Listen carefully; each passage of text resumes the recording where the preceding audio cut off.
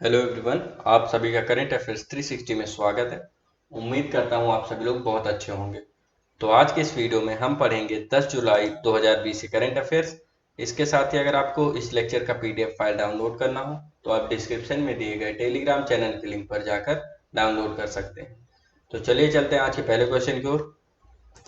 तो पहला क्वेश्चन है, हाल ही में किस देश ने विश्व स्वास्थ्य संगठन से वापसी के संबंध में संयुक्त राष्ट्र को औपचारिक रूप से नोटिस जारी किया? Recently, which country has formally issued notice to United Nations regarding withdrawal from World Health Organization? तो हाल ही में अमेरिका ने यूनाइटेड नेशंस को एक नोटिस जारी किया है ताकि वो डब्ल्यूएचओ से बाहर फॉर्मली निकल सके। तो जैसा कि आपको पता है कि डब्ल्यूएचओ ने कोरोना वायरस को ठीक तरह से नहीं मैनेज किया था, इसके कारण अमेरिका ने उससे बाहर निकलने की घोषणा की थी। इसी के लिए यूनाइटेड नेशंस को एक नोटिस जारी किया है अमेरिका ने। तो अगर बात करते हैं वर्ल्ड हेल्थ ऑर्गेनाइजेशन की, तो इसकी स्थापना हुई थी 1948 में और इसका हेडक्वार्टर कहाँ है? इसका हेडक्वार्टर है जेनेवा, स्विट्जरलैंड में। अगर बात करते हैं अमेरिका की, तो अमेरिका की कैपिटल क्या है? कैपिटल वॉशिंगटन डीसी और करेंसी है यूएस डॉलर और प्रेसिडेंट है अमेरिका के डोनाल्ड ट्रंप। तो चलिए चलते हैं नेक्स्ट क्वेश्चन की ओर। हाल ही में डब्ल्यूएचओ ने किन देशों को खसरा और रुबेला मुक्त घोषित किया है? Recently WHO declared which countries as measles and rubella free? तो हाल ही में डब्ल्यूएचओ ने साउथ एशियन कंट्री हैं दो, श्रीलंका और मालदीव, इनको मीजल्स और रुबेला फ्री घोषित कर दिया है और इन्होंने ये टारगेट 2023 के पहले ही अचीव कर लिया है। तो अगर बात करते हैं श्रीलंका की, तो श्रीलंका की कैपिटल क्या है? श्रीलंका की दो कैपिटल हैं, एक है लेजिस्लेटिव कैपिटल, एक है कमर्शियल। तो कमर्शियल कैपिटल है इनकी कोलंबो और लेजिस्लेटिव कैपिटल है श्री जयवर्धनेपुरे कोटे। अगर बात करें श्रीलंका की करेंसी की, तो करेंसी है श्रीलंकन रूपी और पीएम है श्रीलंका के महिंदा राजपक्षे। इसी के साथ अगर बात करते हैं मालदीव की, तो मालदीव की कैपिटल क्या है? मालदीव की कैपिटल है माले और करेंसी है मालदीवियन रुफिया और यहाँ के प्रेसिडेंट है इब्राहिम मोहम्मद सोली। तो चलिए चलते हैं नेक्स्ट क्वेश्चन की ओर। हाल ही में किस राज्य सरकार ने land use intelligence system launch किया है? Recently which government has launched land use intelligence system? तो हाल ही में उड़ीसा सरकार ने land use intelligence system launch किया है और इसका नाम है Bhubaneswar land use intelligence system. यह सरकार को मदद करेगा कि उनके कोई गवर्नमेंट लैंड पर इंक्रोचमेंट न कर ले, उन्हें लैंड के बारे में पूरी जानकारी रहे। तो अगर बात करते हैं उड़ीसा की, तो उड़ीसा के गवर्नर कौन है? गवर्नर है श्री गणेशी लाल और उड़ीसा के सीएम है नवीन पटनायक जी। तो चलिए चलते हैं नेक्स्ट क्वेश्चन की ओर। हाल ही में किस देश ने 2020-25 के बीच प्रति वर्ष 6 से 8 परमाणु रिएक्टर बनाने की योजना बनाई है? Recently, which country had planned to build 6 to 8 nuclear reactors per year between 2020 to 25?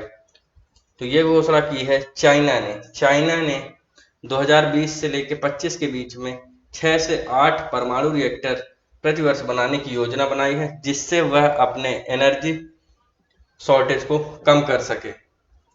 तो अगर बात करते हैं चाइना की, तो चाइना की कैपिटल क्या है? कैपिटल है बीजिंग और करेंसी क्या है? करेंसी है युआन और प्रेसिडेंट है शी जिनपिंग। तो चलिए चलते हैं नेक्स्ट क्वेश्चन की ओर। हाल ही में मुंबई के पास एशिया के सबसे बड़े प्रमाणित टीयर 4 डाटा सेंटर का उद्घाटन किसने किया? Recently who inaugurated Asia largest certified tyre 4 data centre near Mumbai?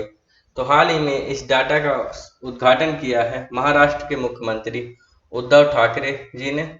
इस डाटा सेंटर का नाम है योटा NM1 डाटा सेंटर और यह स्थित है मुंबई के पास पनवेल में और यह देश का सबसे बड़ा डाटा सेंटर है।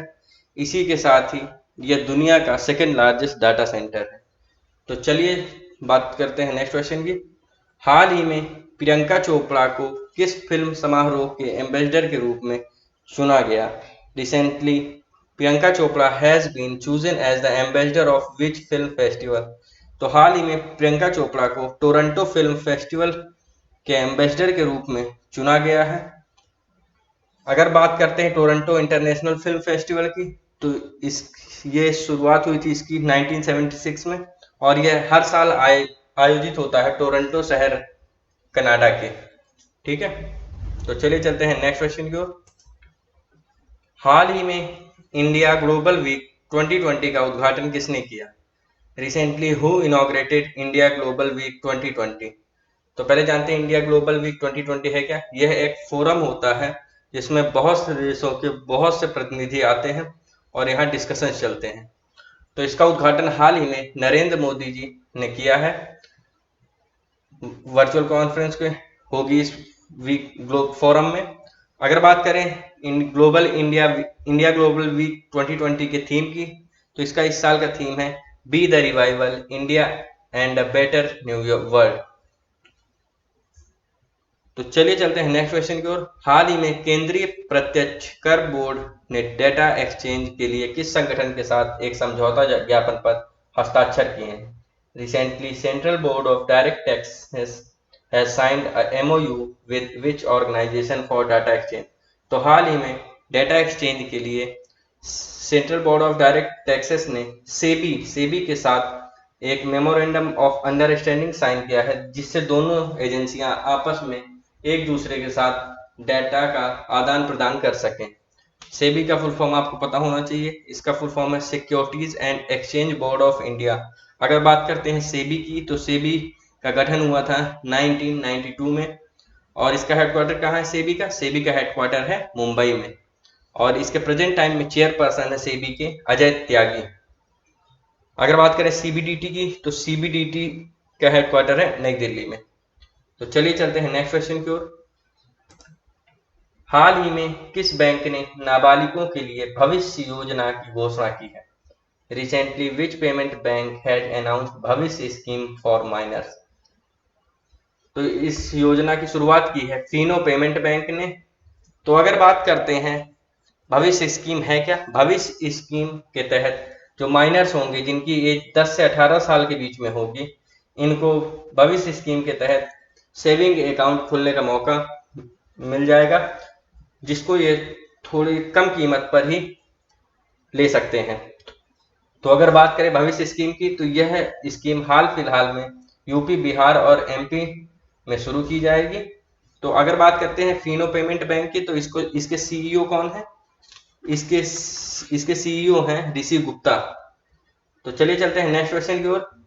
हाल ही में राष्ट्रीय कौशल विकास निगम ने युवाओं को कौशल प्रदान करने के लिए किस कंपनी के साथ साझेदारी की घोषणा की है? Recently national skill development corporation announced partnership with which company to provide skill training to youth?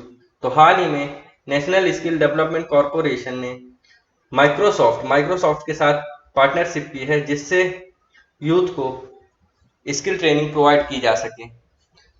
तो अगर बात करते हैं इस पार्टनरशिप की, तो इस पार्टनरशिप के तहत जो नेशनल स्किल डेवलपमेंट कॉर्पोरेशन है और माइक्रोसॉफ्ट प्रोवाइड करेगा यूथ को free access to learning resources and conduct digital skilling awareness drive equipping the next generation of learners with the skills they need to find employment opportunity in a digital economy. तो जैसा कि जानते हैं आज present time में हर चीज digital हो रही है, इस कारण से माइक्रोसॉफ्ट यूथ को डिजिटल ट्रेनिंग प्रोवाइड करेगा अपने ई रिसोर्सेज के थ्रू, जिससे उनको रोजगार पाने में आसानी हो सके। तो अगर बात करते हैं नेशनल स्किल डेवलपमेंट कॉर्पोरेशन की, तो इसके सीईओ कौन है? इसके सीईओ हैं मनीष कुमार, और इसकी स्थापना हुई थी 2008 में। तो अगर बात करते हैं माइक्रोसॉफ्ट की, माइक्रोसॉफ्ट के सीईओ कौन है? माइक्रोसॉफ्ट के सीईओ हैं सत्य नाडेला, और माइक्रोसॉफ्ट की स्थापना हुई थी 1975 में। तो चलिए आज के करंट अफेयर्स वीडियो में इतना है। इसके साथ ही डिस्कस करते हैं कल पूछे गए क्विज की। तो कल मैंने आप लोगों से पूछा था हाल ही में किस राज्य ने कुत्ते के मांस की बिक्री, आयात और व्यापार पर प्रतिबंध लगा दिया? Recently which state has banned sale, import and trade of dog meat? तो इसका सही जवाब है नागालैंड। नागालैंड सरकार ने हाल ही में कुत्ते के मांस की बिक्री, आयात और व्यापार पर पूर्ण रूप से प्रतिबंध लगा दिया है। तो चलिए चलते हैं नेक्स्ट क्वेश्चन में, जो आज का क्विज क्वेश्चन है। तो आज के कुछ क्वेश्चन में पूछ रहा हूं मैं, हाल ही में कौन सा राज्य 100% एलपीजी कनेक्शन प्राप्त करने वाला देश का पहला राज्य बन गया? Recently which state become first in country to achieve 100% LPG connection? तो इस क्वेश्चन का जवाब आप लोगों को मुझे कमेंट सेक्शन में देना है। इसको डिस्कस हम करेंगे कल। तो चलिए आज के करंट अफेयर्स वीडियो में इतना ही। अगर आपको कोई डाउट हो तो आप मेरे को कमेंट सेक्शन में पूछ सकते हैं। इसके साथ ही अगर आपको ये वीडियो पसंद आया हो तो आप लाइक करें और शेयर भी करें। इसके साथ ही आप चैनल को सब्सक्राइब जरूर करें। तो चलिए मिलते हैं कल के करंट अफेयर्स वीडियो में। Thank you.